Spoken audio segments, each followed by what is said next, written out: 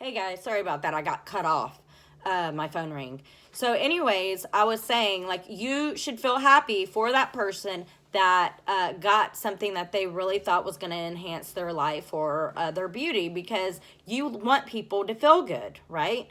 You want people to know that you care that they made it out of that procedure alive. But no, no, no, no. The narcissist doesn't do that. Like I said, remember, they're magicians. They go around acting like they're young all the time. Like, even though their attitude is totally different, they get worse, guys. And which I'm about to get into. But they walk around acting as though nobody's going to notice that their face looks 20 years younger. Like, that's insane. And not to be able to even mention it. Like, you literally have to ignore it. Like, she just didn't get a facelift. It even looked like she got her lips done. I don't know. But what's crazy is they do stuff like that, and then they turn around and say, oh no, I've always looked like this. That's a narcissistic person. Like, you know damn well you haven't looked like that for many years. But it shows you that when the aging narcissist gets to the point where they're having plastic surgery, that they no longer feel superior beauty-wise to you or strength-wise to you. They're not strong anymore, you know? And in my case, my mother-in-law was completely jealous of me. I mean, 100% completely jealous of me and my relationship with her son. To the point that it confused my brain, because I didn't know about emotional incest, because I just started learning about this all a few years ago when I finally had enough, even though it's only been 13 months no contact. I've been studying psychology for years now. And I've mentioned this in my other videos, where I think we were in our like 20s, where they really started hammering him down on him about being with me. And the way that he was so subservient, he was, sorry, I have a tied tongue. He was so submissive to his mother all the time, how he always swept everything under the rug. They never talked about anything. I accused my husband of incest. I did. That's how strong her grip was on my husband and on my mental state at that time. Her behavior was bizarre. I'm sorry, but if you are accusing your husband or wife or whatever of having incestual relationship with one of their parents, it's not that I went too far. The other question is, what made me think that? And you guys already know what made me think that. And that is that she had a complete grip control over him, like a wife or girlfriend would have. And it messes with your brain. It messes with what reality is. So when I learned about emotional incest, I mean, I was like, ding, ding, ding, ding, ding, ding. Oh my gosh, that's what it is. Like, oh my gosh. You know? And look up these terms. Emotional incest. It's where somebody is having an emotional, incestual relationship with one of their family members. So they're not having sex, but they are having a sexless relationship like a boyfriend or wife or girlfriend would have. That's what it is. I mean, it's probably not Wiki's definition, but I'm just telling you off the top of my head. That is what it is. So the aging narcissist gets nastier with time. First off, they think they're a know-it-all, no matter what your age. So whenever I was a teenager putting up with this around with my husband's mother, I'm from Texas, and you no doubt are supposed to respect your elders. No doubt. So you respect them. You, like, whatever they say, you agree with, even though you know they're wrong. You do whatever they say when you're under the age of 18. But once you go over the age of 18, you're an adult. You're allowed to do and say and have your opinions and do, like, whatever you want, you're allowed to do. With no remorse, because you start feeling guilty for being yourself, which confuses you. You're like, why am I still appeasing the monster? Like, I thought this day was going to come to the end whenever I got into adulthood. No. They get worse with time.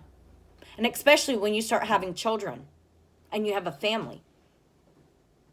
They will literally run your household. Be careful, guys. And that can end your marriage. I'm sure it has ended many marriages. 60% of the United States population, when it comes to mother and daughter-in-law relationships, end in divorce. That is a proven fact. I have read that on several occasions. 60% of marriages end in divorce because of a father-in-law or a mother-in-law. So it's the truth. So when they start aging and you're aging along with them, you get tired of that crap, dude, real quick. Especially, let's see, I haven't been 18 in, 16 years? I'm trying to do the math, 18 years, I think 17 years, actually. So I've been legally adult for 17 years, and we're still going through this.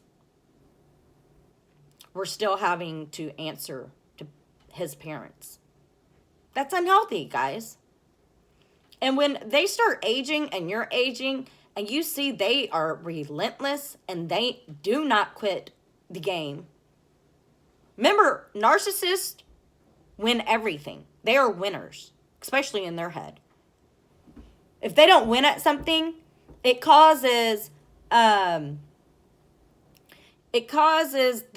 to feel inferior, which they can't do. Right? So when it comes to them winning in everything in your life, like, they're not going to lose, they're not going to be relentless, they're just going to continue bossing you around, you get tired and you're like, forget this, the game is over. And as long as it's a healthy way of stepping in and saying no more to that person, you go no contact, the real winner is you. But the sad part about that is the way the game was won.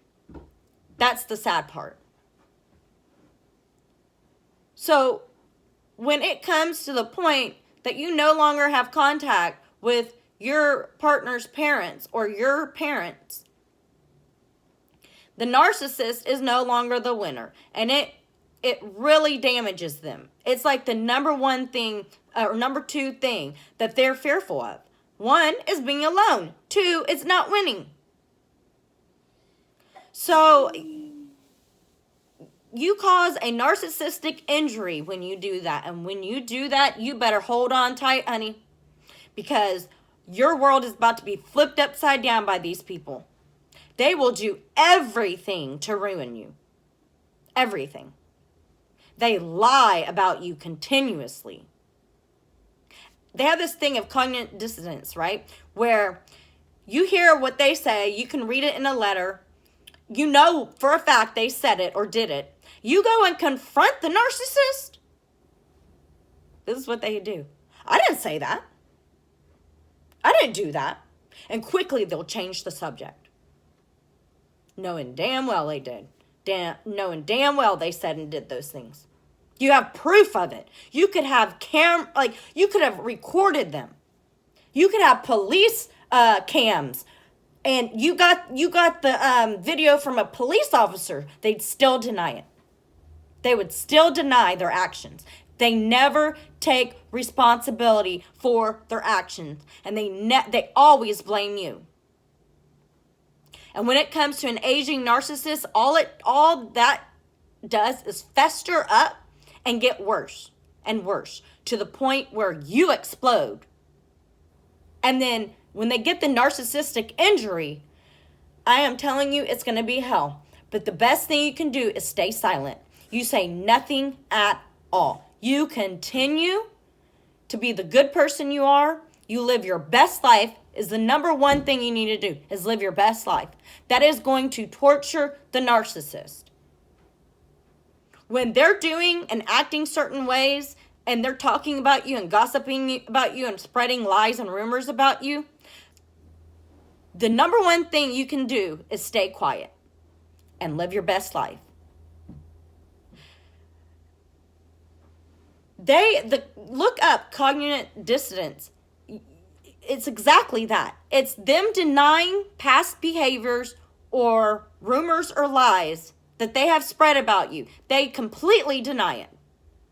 All the time. When have they ever been held accountable for their actions or for what they have said? When? Name one time in your life that narcissist said, I'm sorry, I made a mistake. Can I apologize? I'm so sorry. Like, I was angry at the time when I said that. I want to apologize. I take responsibility for my actions. When have they done that? Never.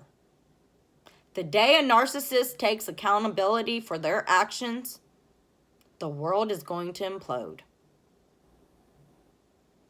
Serious.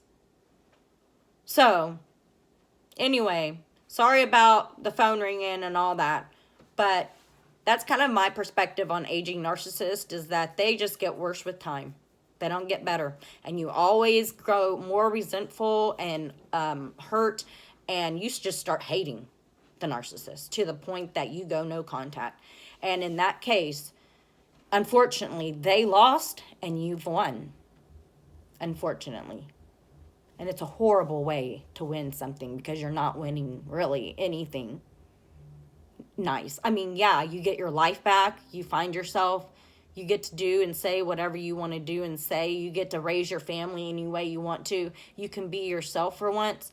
But those people, your parents should be able to be in your life when it comes to those accomplishments. Instead, they turn around and they treat you like complete garbage. They don't care what your opinion is. They don't care what your explanation for anything is. They are the only ones that are right, and only their opinions matter. Period. That's it. So live your best life, guys. Go no contact. Stop wasting your energy and time on these people, because, like I said, we're aging too. It's not just the narcissist. Do you really want to spend the rest of your life aging with a narcissist? Especially an aging narcissist? Oh, and another thing they do, let me just say this. Another thing is they dangle their family will in front of your face, because that's what happened to my husband. When we went no contact, all of a sudden she had a pity party for herself and said, oh, well, she's only 65. So she goes, oh, well, I guess, since I'm probably going to end up sick in the hospital or something along those lines, and you don't want to have any contact with me, I guess I need to change the name on my will so if there's an emergency, that person can be contacted. I said, Jared, please, by all means, do not respond to that. Don't. Like, that is a trick. She wants to put a guilt trip on you. Psychologically F you in the head again. Like, who cares? Is that money and her possessions really worth living this life? Is this worth it? To be under a cult control? Like, who cares about money and materialism? Like, I don't. I just want my life back. I just want to be happy. I don't want this hurting. Like, this hurting is not worth no money. This hurting is torture, guys. And I'm sure if somebody was sitting there getting tortured, they wouldn't choose money over continue being tortured. That's crazy. So just live your best life. That is just an example that just popped in my head. Like, don't take the bait. Like, don't feel bad for those people. I told my husband, actually, years ago, before we were even married, and I wasn't speaking to his parents, I said, and Jared wasn't either, or he would a little bit. It was more like gray rock on his side. I said, Jared, I'm going to tell you right now, if your parents ever die, because they're millionaires, and they ever leave you any money or possessions, I said, I'm going to tell you one thing. We are not taking it. I said, we'll take it initially, but then I'm giving it to a charity, and all her possessions is going to Goodwill. Like, I don't even want to sell her possessions to get money. Like, I don't want that karma-filled money in my possession. So I told him, I said, if in your inheritance you get any money, I said, we need to sign that check over to a charity or some type of organization that needs the money. Like, I don't want it in my bank account. Like, I don't want her karma following me around. That is the worst thing that could happen, is her karma. Forget the torture, the emotional torture, but having her karma follow me around? You might as well kill me now. Anyways, guys, this trust me, the last video and this video is long enough. Yeah, so live your best life. Don't go gossiping about her or him or whatever. Don't write them, text. Don't post things about social media, especially don't post little summaries or paragraphs of how you feel in poems about the way you feel. You don't let them know how you feel. That is like so important. You don't let them know how you feel. It's so important. It tortures them. Because once you go no contact, it's going to torture you at first. For months at a time, you are going to torture yourself with thoughts in the head, with emotional outbursts, with reactions to not knowing what the reactions are about.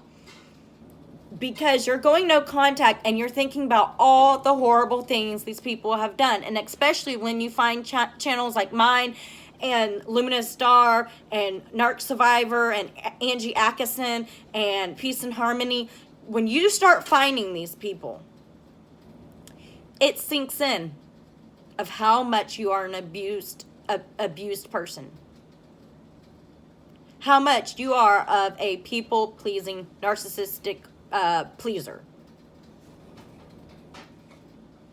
Like channels like mine and those I just mentioned saved me from going crazy. And within a few months, I was over my, I'm not over, but it wasn't as bad, of the CPTSD, which you need to look that up too, by the way, because you have PTSD. Whether it's CPTSD or just regular PTSD. I'm sorry, I'm saying that, yeah. Whether it's PTSD or CPTSD, I'm not sure. You need to do the research on your own self. But once you start finding channels and life coaches, like I am and those other people I mentioned, you start reflecting on how bad your situation really was.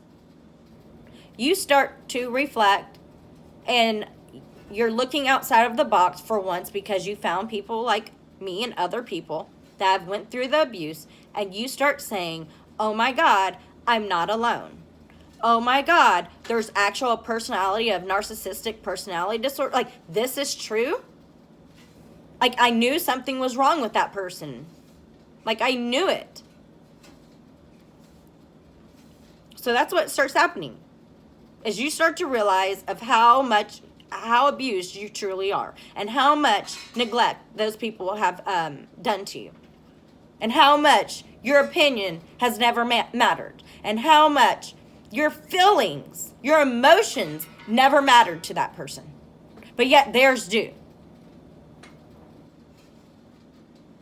Their emotions matter. Their opinions matter to them. But yours don't. They will continue to treat you like a child your whole entire life. You gotta break all the boundaries down of what people say about never speaking to your aging parents and all that. You need to get over that.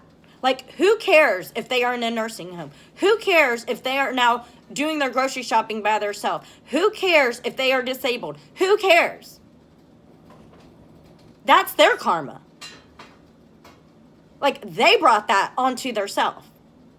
We didn't. We didn't do that to them. They brought that crap to themselves. Like, oh, well, I'm not going to feel bad about this. Like, that is your karma. Like, you deserve to die alone. Like, that's not on me. I don't deserve to be tortured for the rest of my life. That's not fair to my life. I am now putting my foot down, going no contact, and taking control over my life for the first time. Like, no more. Sorry. When you call, I'm ignoring. When you text, I'm ignoring. When your flying monkeys come, I'm ignoring. I am not explaining myself to anybody. This is my choice. Finally, you have a choice. You finally have a choice, guys. They're not choosing for you anymore. No more. You need to stand on your 2 feet and be the grown-up that you always have been. You're not a child anymore, even though they treat you like a child. You're not a child. Hell, some of you even have children. Think about what the narcissist is going to do to your children. Think about that. Are you going to protect them? Maybe you can't protect yourself, but can you protect them? All right, guys. If you want any coaching, I'm going to leave my email on the bottom. And I know sometimes I kind of look like I'm yelling in the camera or being hostile. It's not that. It's just that I came to this realization a long time ago, and I want to wake you up. I want to help you. I want you to know that you deserve better, because you do. I love you guys very much. I'm sorry these videos have been really long. Go to part 1 if you missed it. The camera cut off. All right. Love you guys. May God be with you.